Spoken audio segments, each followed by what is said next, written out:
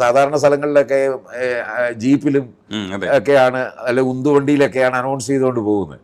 ഇത് വള്ളത്തെ തന്നെയാണ് ഇങ്ങനെ അനൗൺസ് ചെയ്ത് വരുന്നത്. ഇങ്ങനെ ഒരു ഇതൊക്കെ ഹോണൊക്കെ കെട്ടി വെച്ചിട്ട് ചാലക്കുടി സാരഥിയുടെ ഫസഖ് എന്ന നാടകം നിങ്ങളുടെ മുമ്പിൽ അവതരിപ്പിക്കാൻ പോവുകയാണെന്നൊക്കെ പറഞ്ഞിട്ട് ഇങ്ങനെ അനൗൺസ് ചെയ്തു വരുന്നത്.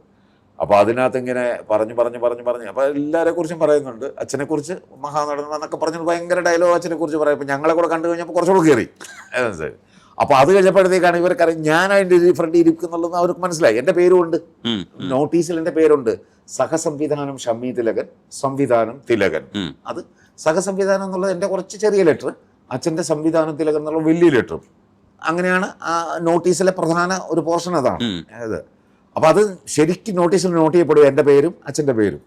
അപ്പം ഈ ഷമ്മി തിലകൻ എന്നല്ലേ ഉള്ളൂ. ഷമ്മി തിലകൻ എന്നുള്ള രൂപം അവർക്കറിയില്ല, ആണാണോ പെണ്ണാണോ എന്നുള്ളത്. എൻ്റെ പേര് കേട്ട് ഷമ്മി ഒരു പെണ്ണാണെന്നുള്ള തോന്നലുണ്ടാകുക. അതുകൊണ്ടായിരിക്കാം ഇവര് അങ്ങനെ അനൗൺസ് ചെയ്തത്. ഇപ്പം അച്ഛനെ പൊക്കി പറഞ്ഞു പോയത്, ലോക ചരിത്രത്തിൽ ആദ്യമായി ഒരു വനിത സഹസംവിധാനം ചെയ്യുന്ന നാടകം ഫസഖ്, ചാലക്കുടി സാരഥിയുടെ ഫസഖ് ഇവനിവിടെ അവതരിപ്പിക്കാൻ പോവുകയാണ്.